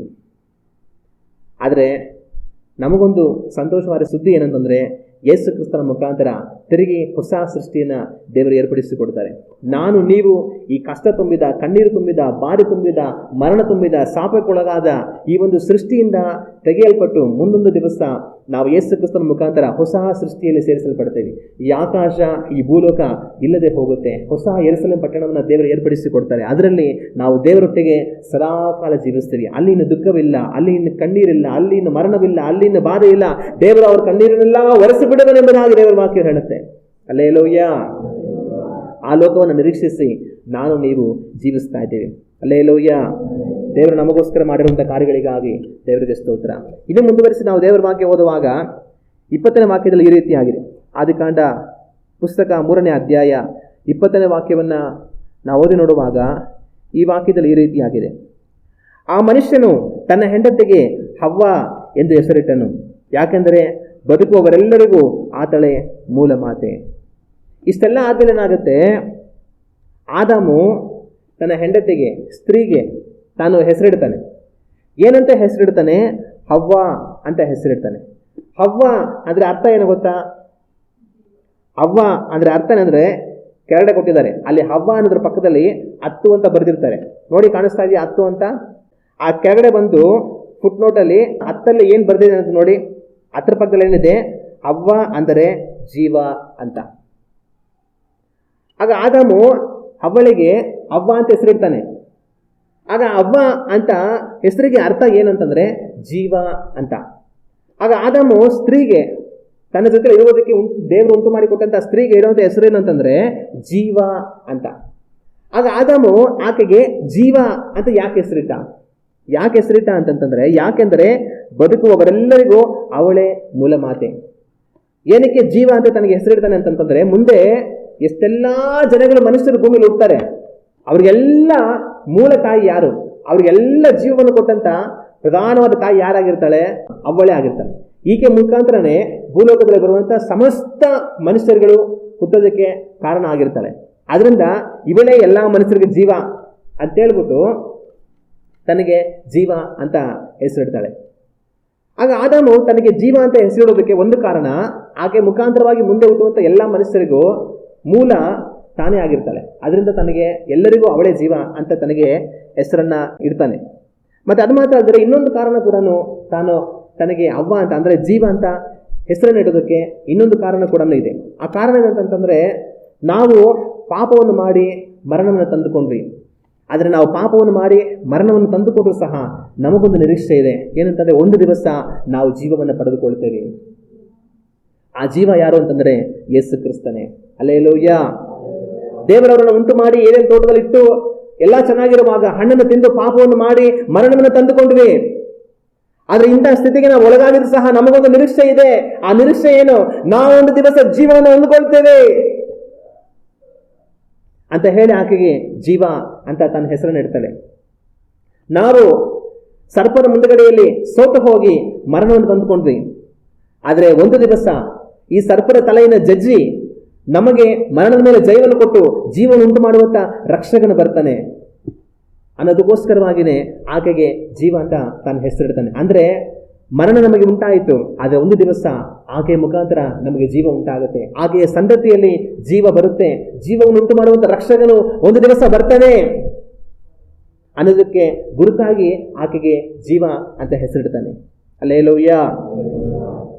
ಸ್ತ್ರೀಯ ಮುಖಾಂತರ ಲೋಕಕ್ಕೆ ಪಾಪ ಬಂತು, ಆದರೆ ಸ್ತ್ರೀಯ ಮುಖಾಂತರವಾಗಿಯೇ ದೇವರು ಲೋಕಕ್ಕೆ ಪಾಪ ಪರಿಹಾರವನ್ನು ಸಹ ತಂದರು.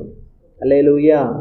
ಸ್ತ್ರೀ ಲೋಕಕ್ಕೆ ಮರಣವನ್ನು ತಂದಳು, ಆದರೆ ಸ್ತ್ರೀಯ ಮುಖಾಂತರವಾಗಿಯೇ ದೇವರು ಈ ಲೋಕಕ್ಕೆ ಜೀವವನ್ನು ತಂದರು. ಸ್ತ್ರೀ ಒಂದು ದಿವಸ ಮರಣಕರವಾದ ಹಣ್ಣನ್ನ ಕೊಟ್ಟಳು, ಆದರೆ ಅದೇ ಸ್ತ್ರೀ ಜೀವಿಸುವಂತಹ ಯೇಸು ಕ್ರಿಸ್ತನನ್ನ ನಮಗೋಸ್ಕರವಾಗಿ ಈ ಲೋಕಕ್ಕೆ ಕೊಟ್ಟಳು. ಹಲ್ಲೆಲೂಯಾ. ಮರಣಕರವಾದ ಫಲವನ್ನು ಕೊಟ್ಟಂತ ಸ್ತ್ರೀನೇ ಜೀವವನ್ನು ಉಂಟು ಮಾಡುವಂತ ರಕ್ಷಕನನ್ನ ಈ ಲೋಕಕ್ಕೆ ಕೊಡುವ ಹಾಗೆ ದೇವರು ಮಾಡಿದರು. ಹಲ್ಲೆಲೂಯಾ. ಅದಕ್ಕೋಸ್ಕರವಾಗಿಯೇ ಅವ್ವಳಿಗೆ ಆದಾಮ್ ಜೀವ ಅಂತ ಹೆಸರಿಟ್ಟಿದ್ದು. ನಿನ್ನ ಮುಖಾಂತರ ನಾವು ಮರಣವನ್ನು ಪಡೆದುಕೊಂಡಿದ್ದೇವೆ. ನಿನ್ನನ್ನು ನೋಡಿದಾಗಲೆಲ್ಲ ನನಗೆ ಮರಣ ಜ್ಞಾಪಕ ಬರಬಾರದು. ನಾವು ತಪ್ಪನ್ನು ಮಾಡಿ ಮರಣವನ್ನು ತಂದುಕೊಂಡಿದ್ರು ಸಹ ಒಂದು ದಿವಸ ದೇವರು ನಮಗೆ ಜೀವವನ್ನು ಕೊಡ್ತಾರೆ. ಅದಕ್ಕೆ ನೀನು ಗುರುತಾಗಿರ್ಬೇಕಂತ ಹೇಳಿ ನನಗೆ ಜೀವ ಅಂತ ಹೆಸರಿಟ್ಟ. ಹಲ್ಲೆಲೂಯಾ. ಮತ್ತೆ ಆದಾಮು ಅವಳಿಗೆ ಜೀವ ಅಂತ ಹೆಸರಿಡೋದ್ರಲ್ಲಿ, ಅವ್ವ ಅಂತ ಹೆಸರಿಡೋದಕ್ಕೆ ಮತ್ತೊಂದು ಕಾರಣ ಇದೆ. ಆ ಕಾರಣ ಏನಂತಂದ್ರೆ, ಆದಾಮ್ ಅವಳನ್ನ ಎಷ್ಟು ಪ್ರೀತಿಸ್ತಾನೆ ಅನ್ನೋದಕ್ಕೆ ಅದು ಸೂಚನೆ. ಯೋಚನೆ ಮಾಡಿ, ಎಲ್ಲ ಚೆನ್ನಾಗಿತ್ತು. ದೇವರು ಏದೇನು ತೋಟ ಉಂಟು ಮಾಡಿಕೊಟ್ಟು ಅಲ್ಲಿ ಊಟ ಮಾಡಿಕೊಂಡು ಎಲ್ಲ ಜೀವ ಜಂತುಗಳೊಟ್ಟಿಗೆ ದೇವರೊಟ್ಟಿಗೆ ಹಾಯಾಗಿದ್ದಂಥ ಜೀವನ. ಆದರೆ ಅಂಥ ಸ್ಥಿತಿಯಲ್ಲಿ ಆಕೆ ದೇವರ ಆಜ್ಞೆಯನ್ನು ಮೀರೋ ಹಾಗೆ ಮಾಡಿ ಹಣ್ಣನ್ನು ತಿಂದು ಸಾಪವನ್ನು ಮರಣವನ್ನು ತಂದುಕೊಂಡು ಜೀವನ ಹಾಳಾಗೋಗಿದೆ. ಇಷ್ಟೆಲ್ಲ ಆದ್ಮೇಲೆ ಸಹ ಆಕೆಯನ್ನು ನೋಡಿ ಆದಾಮ್ ಏನಂತ ಕರಿಬೇಕಾಗಿತ್ತು? ನಿನ್ನಿಂದ ನನ್ನ ಬದುಕೆಲ್ಲ ಹಾಳಾಗೋಯ್ತು, ನಿನ್ನಿಂದ ಸರ್ವನಾಶ ಆಗೋದ್ವಿ, ನಿಮ್ಮಿಂದ ನನಗೆ ಮರಣ ಬಂತು, ಹಾಳಾದವಳೆ, ಎಲ್ಲ ಕೆಡಿಸ್ದವಳೆ, ಅದು ಏನು ಬೇಕಾದ್ರೆ ಅನ್ಬೇಕಾಗಿತ್ತು.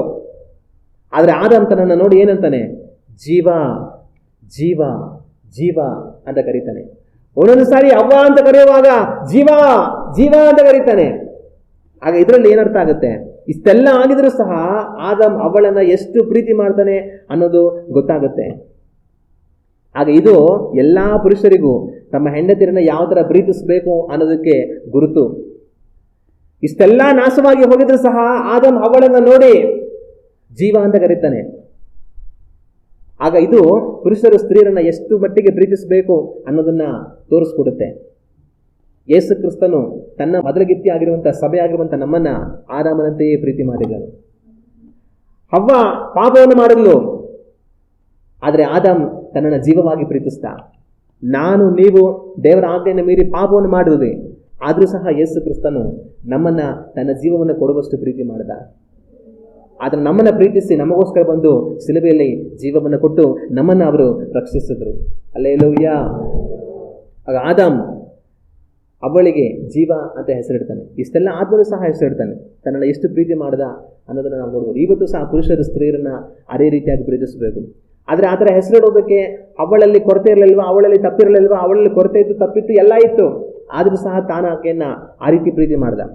ಇವತ್ತು ಸಹ ಪುರುಷರು ಸ್ತ್ರೀಯರನ್ನ ಅದೇ ರೀತಿಯಾಗಿ ಪ್ರೀತಿ ಮಾಡಬೇಕು. ಹೆಂಡತಿಯಲ್ಲಿ ಕೊರತೆ ಇಲ್ವಾ, ತಪ್ಪಿಲ್ವಾ, ಎಲ್ಲ ಇರುತ್ತೆ. ಆದರೂ ಸಹ ಅವುಗಳನ್ನ ಮೀರಿ ಪ್ರೀತಿ ನಮ್ಮಲ್ಲಿ ಹೆಚ್ಚಾಗಿರಬೇಕು. ಹಲ್ಲೆಲೂಯಾ. ಇವತ್ತು ನನ್ನಲ್ಲಿ ನಿಮ್ಮಲ್ಲಿ ತಪ್ಪಿಲ್ವಾ, ನನ್ನಲ್ಲಿ ನಿಮ್ಮಲ್ಲಿ ದೋಷ ಇಲ್ವಾ, ಇದೆ. ಆದರೂ ಸಹ ಅವೆಲ್ಲರಿಗಿಂತ ಮೀರಿ ದೇವರ ಪ್ರೀತಿ ನಮಗೆ ಅಧಿಕವಾಗಿದೆ.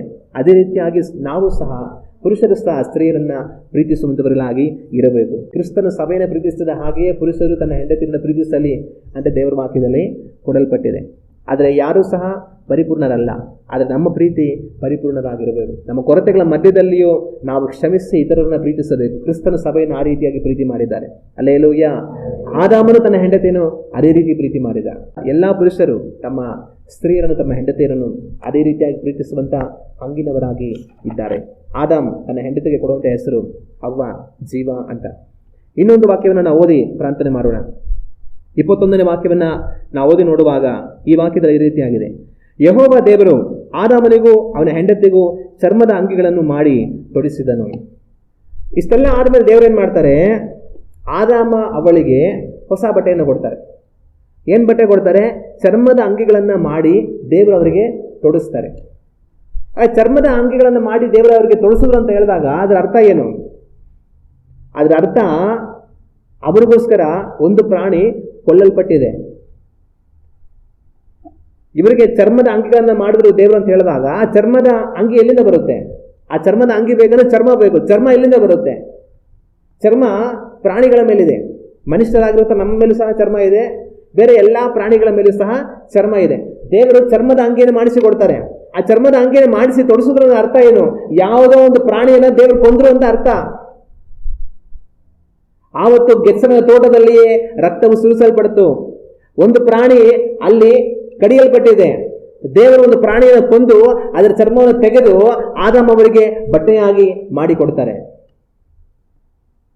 ಆಗ ಆದಾಮ ಅವಳಿಗೆ ಬಟ್ಟೆಯನ್ನು ತೊಡಿಸುವುದಕ್ಕಾಗಿ ದೇವರ ಅವತ್ತು ಏದೇನ್ ತೋಟದಲ್ಲಿ ರಕ್ತವನ್ನು ಸುರಿಸ್ತಾರೆ. ಒಂದು ಜೀವವನ್ನ ದೇವರು ಬಲಿ ಕೊಡ್ತಾರೆ. ಆ ಜೀವ ಯಾವುದು? ಆ ಜೀವವೇ ಯೇಸು ಕ್ರಿಸ್ತನು. ನನಗಾಗಿ ನಿಮಗಾಗಿ ಶಿಲುಬೆಯಲ್ಲಿ ಮರಣಕ್ಕೆ ಒಪ್ಪಿಸಿಕೊಡಲ್ಪಟ್ಟಿರುವಂತಹ ಯಜ್ಞದ ಕುರಿಮರಿಯಾಗಿರುವ ಆತನು ಯೇಸು ಕ್ರಿಸ್ತನು. ಹಲ್ಲೆಲೂಯ. ಆವತ್ತು ದೇವರು ಅವರಿಗೆ ಒಂದು ಪ್ರಾಣಿಯನ್ನು ಕೊಂದು ಅದರ ಚರ್ಮವನ್ನು ತೆಗೆದು ಅವರಿಗೆ ಬಟ್ಟೆಯನ್ನು ಮಾಡಿಕೊಡ್ತಾರೆ. ಇವತ್ತು ನಾನು ನೀವು ರಕ್ಷಣೆಯನ್ನು ಹೊಂದಿಕೊಳ್ಳಬೇಕಂತ ಹೇಳಿ ಯೇಸು ಕ್ರಿಸ್ತನನ್ನ ಶಿಲುಬೆಯಲ್ಲಿ ಬಲಿಯಾಗಿ ಕೊಟ್ಟು ಆತನ ಮುಖಾಂತರವಾಗಿ ದೇವರು ನಮಗೆ ರಕ್ಷಣೆ ಎನ್ನುವಂಥ ವಸ್ತ್ರವನ್ನು ಏರ್ಪಡಿಸಿಕೊಟ್ಟಿದ್ದಾರೆ. ಹಲ್ಲೆಲೂಯ. ಆವತ್ತು ದೇವರವರಿಗೆ ಚರ್ಮದ ಅಂಗಿಗಳನ್ನು ಮಾಡಿ ಕೊಡಬೇಕಾಗಿತ್ತು. ಯಾವ ಕಾರಣಕ್ಕೆ? ಅವ್ರ ಬೆತ್ತಲನ್ನ ಮರೆ ಮಾಡೋದಕ್ಕೆ. ಆ ಬೆತ್ತಲು ಅವರಿಗೆ ಯಾಕೆ ಬಂತು? ಪಾಪದಿಂದ ಬೆತ್ತಲು ಉಂಟಾಯಿತು. ಆ ಬೆತ್ತಲನ್ನು ಮರೆ ಮಾಡೋದಕ್ಕೆ ದೇವರು ಒಂದು ಪ್ರಾಣಿಯನ್ನ ಬಲಿ ಕೊಟ್ಟು ಅದರ ಚರ್ಮವನ್ನು ತೆಗೆದು ಅವರ ಬೆತ್ತಲತನವನ್ನ ದೇವರು ಮರೆ ಮಾಡಿದ್ರು. ನನ್ನ ನಿಮ್ಮ ಪಾಪದ ನಿಮಿತ್ತವಾಗಿ ಉಂಟಾಗಿರುವಂತಹ ಮರಣವನ್ನ ದೇವರು ತೆಗೆದು ಹಾಕುವುದಕ್ಕೋಸ್ಕರವಾಗಿ ಯೇಸು ಕ್ರಿಸ್ತನನ್ನ ಶಿಲುಬೆಯಲ್ಲಿ ಅವರು ಮರಣಕ್ಕೊಪ್ಪಿಸಿಕೊಟ್ಟರು. ಅವರನ್ನ ಶಿಲುಬೆಯಲ್ಲಿ ಮರಣಕ್ಕೊಪ್ಪಿಸಿಕೊಟ್ಟು ಆತನಿಂದ ರಕ್ಷಣೆ ಒಂದು ವಸ್ತ್ರವನ್ನ ನಮಗೆ ದೇವರು ಕೊಟ್ಟು ಮರಣದಿಂದಲೂ ಪಾಪದಿಂದ ನಮ್ಮನ್ನು ಬಿಡಿಸಿ ನಮ್ಮನ್ನ ಬದುಕುವಂತವರಾಗಿ ಅವರು ಮಾಡಿದ್ದಾರೆ. ಹಲ್ಲೆಲೂಯ. ಅವತ್ತು ದೇವರು ಅವರಿಗೆ ಚರ್ಮದ ಅಂಗಿಗಳನ್ನು ಮಾಡಿಕೊಟ್ರು, ಒಂದು ಜೀವವನ್ನು ಬಲಿ ಕೊಟ್ಟು ಅದನ್ನು ಮಾಡಿಕೊಟ್ರು. ನಾನು ನೀವು ಇವತ್ತು ರಕ್ಷಣೆ ಎನ್ನುವಂಥ ವಸ್ತ್ರವನ್ನು ಧರಿಸಿಕೊಳ್ಳುವ ಹಾಗೆ ದೇವರು ಯೇಸು ಕ್ರಿಸ್ತನನ್ನ ಶಿಲುಬೆಯಲ್ಲಿ ಬಲಿ ಕೊಟ್ಟರು.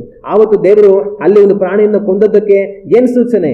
ಆ ಸೂಚನೆ ಏನಂತಂದ್ರೆ, ಒಂದು ದಿವಸ ಮನುಷ್ಯ ಕುಲಕ್ಕಾಗಿ ಯೇಸು ಕ್ರಿಸ್ತನು ಈ ಲೋಕದಲ್ಲಿ ತನ್ನ ರಕ್ತವನ್ನು ಸುರಿಸಿ ಪ್ರಾಣವನ್ನು ಕೊಡ್ತಾನೆ ಅನ್ನೋದಕ್ಕೆ ಗುರುತಾಗಿ ಆವತ್ತು ಏದೇನ್ ತೋಟದಲ್ಲಿಯೇ ರಕ್ತವು ಸುರಿಸಲ್ಪಡ್ತು.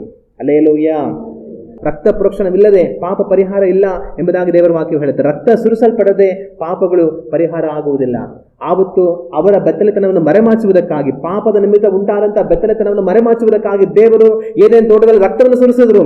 ನನ್ನ ನಿಮ್ಮ ಪಾಪವನ್ನ ಮರೆಮಾಚಿ ಜೀವವನ್ನು ನಮ್ಮಲ್ಲಿ ಉಂಟು ಮಾಡುವ ಹಾಗೆ ಕಲ್ವಾರಿ ಬೆಟ್ಟದಲ್ಲಿ ದೇವರು ಯೇಸು ಕ್ರಿಸ್ತನ ರಕ್ತವನ್ನ ಸುರಿಸುವುದಕ್ಕೆ ಆತನನ್ನು ಒಪ್ಪಿಸಿಕೊಟ್ರು. ಹಲ್ಲೆಲೂಯ. ಅದು ಒಂದು ಕಾಲದಲ್ಲಿ ಇವ್ರೇನ್ ಮಾಡ್ತಾರೆ? ಪಾಪವನ್ನು ಮಾಡಿದಂತ ಕಾಲದಲ್ಲಿ ಅವ್ರು ಬೆತ್ತಲಾಗಿದ್ದೇವೆ ಅನ್ನೋದು ಅವ್ರಿಗೆ ಗೊತ್ತಾದಾಗ ಅವ್ರು ಅಂಜೂರದ ಎಲೆಗಳನ್ನು ತಗೊಂಡು ಅದನ್ನ ಪೋಣಿಸಿ ಅವ್ರು ಬಟ್ಟೆಯಾಗಿ ಓದ್ಕೊಳ್ತಾರೆ.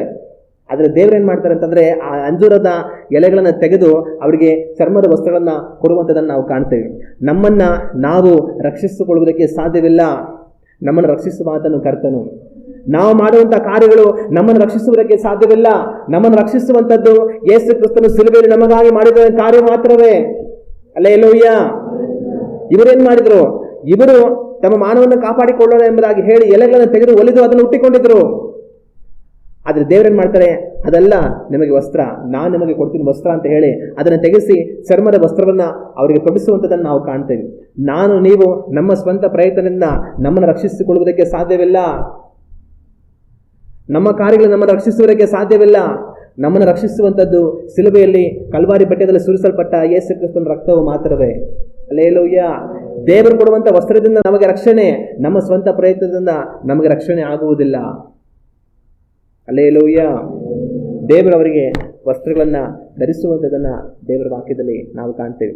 ಆವತ್ತು ಅವರಿಗೆ ಚರ್ಮದ ವಸ್ತ್ರವನ್ನು ಧರಿಸಿದ ಹಾಗೆ ದೇವರು ಇವತ್ತು ಯೇಸು ಕ್ರಿಸ್ತನ ಮುಖಾಂತರ ನನಗೆ ನಿಮಗೆ ರಕ್ಷಣೆಯ ವಸ್ತ್ರವನ್ನು ಅವರು ಒದಗಿಸಿಕೊಟ್ಟಿದ್ದಾರೆ. ಹಲ್ಲೆಲೂಯಾ. ಆವತ್ತು ಏದೆನ್ ತೋಟದಲ್ಲಿ ಒಂದು ಪ್ರಾಣಿ ಅದು ಬಲಿಯಾದ ಹಾಗೆ ಯೇಸು ಕ್ರಿಸ್ತನು ನನ್ನನ್ನು ನಿಮ್ಮನ್ನು ರಕ್ಷಿಸುವುದಕ್ಕಾಗಿ ಶಿಲುಬೆಯಲ್ಲಿ ಅದನ್ನು ಬಲಿಯಾಗಿದ್ದಾನೆ. ಆದರೆ ನಮಗಾಗಿ ಮಾಡಿದಂಥ ಕಾರ್ಯಗಳಿಗಾಗಿ ದೇವರಿಗೆ ಸ್ತೋತ್ರ. ಆದಾಮ ಅವರಿಗೆ ರಕ್ಷಣೆ ಇದೆಯಾ?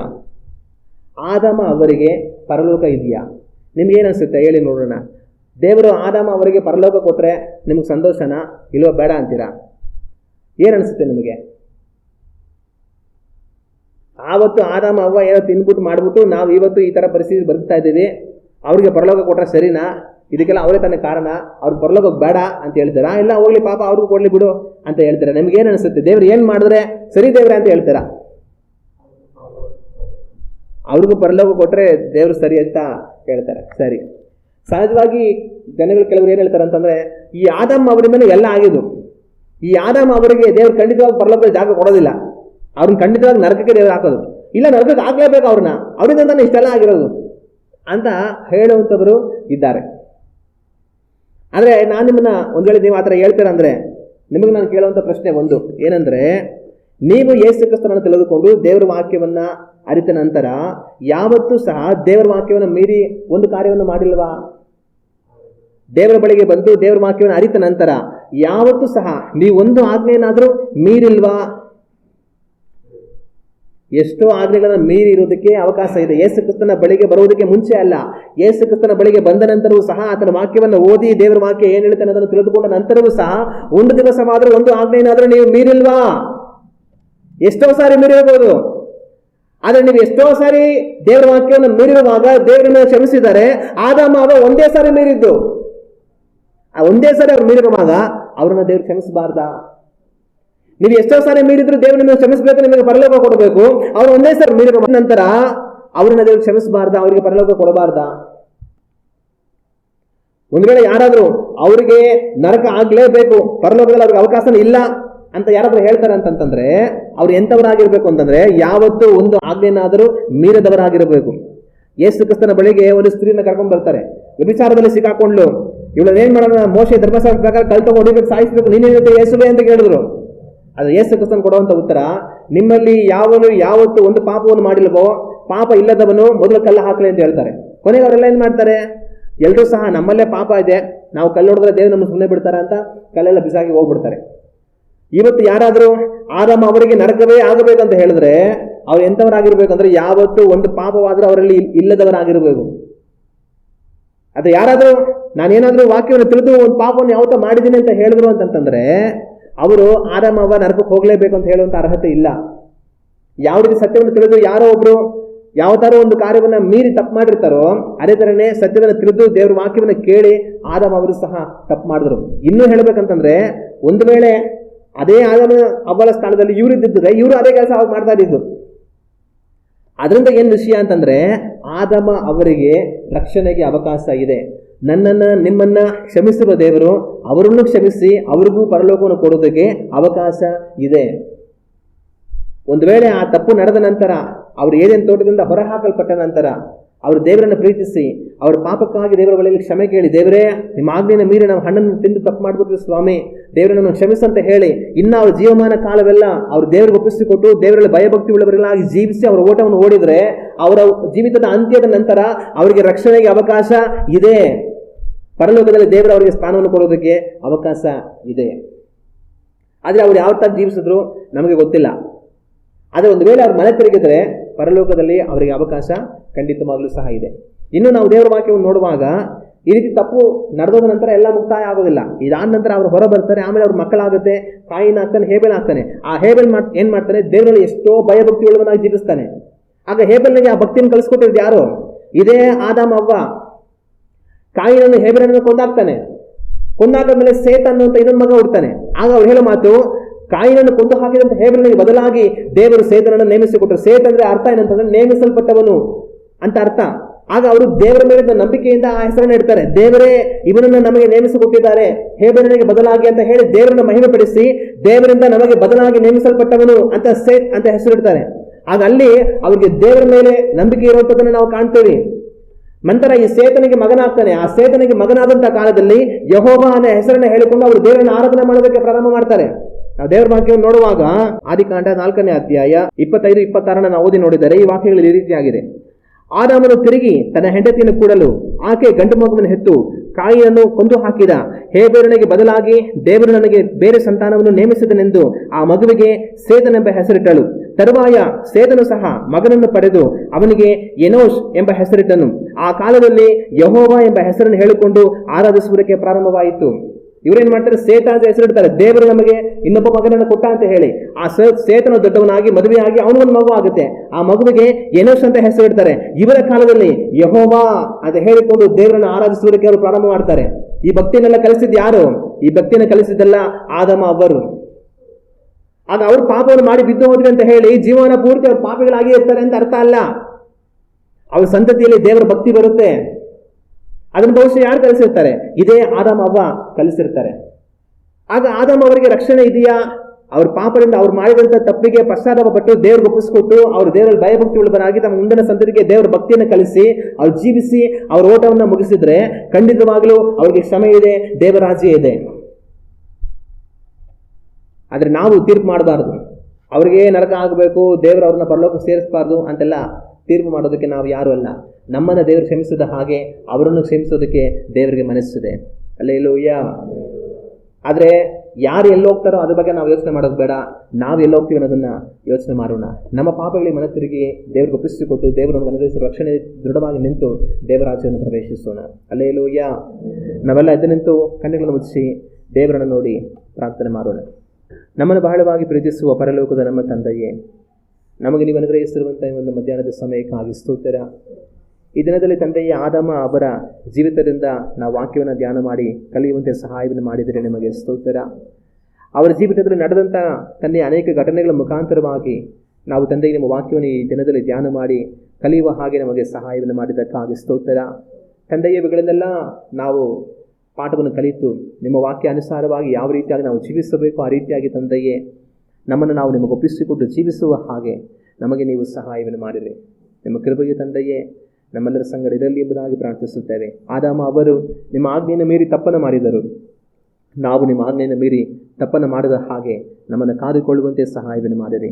ಯೇಸು ಕ್ರಿಸ್ತನ ಮುಖಾಂತರ ನಮಗೆ ನೀವು ಅನುಗ್ರಹಿಸಿರುವ ರಕ್ಷಣೆಯಲ್ಲಿ ನಾವು ದೃಢವಾಗಿ ನೆಲೆ ನಿಂತು ತಂದೆ ನಮ್ಮ ಓಟವನ್ನು ಓಡಿ ನಿಮ್ಮ ರಾಜ್ಯವನ್ನು ಪ್ರವೇಶಿಸುವಂತೆ ನಮಗೆ ಸಹಾಯವನ್ನು ಮಾಡಿರಿ. ನಿಮ್ಮ ಕೃಪೆಯ ತಂದೆಯೇ ನಮ್ಮೆಲ್ಲರ ಸಂಗಡ ಇರಲಿ. ನಮ್ಮ ಕರ್ತನಾದ ಯೇಸು ಕ್ರಿಸ್ತನ ನಾಮದಲ್ಲಿ ಬೇಡುತ್ತಿದ್ದೇನೆ, ಪರಲೋಕದ ನಮ್ಮ ತಂದೆಯೇ.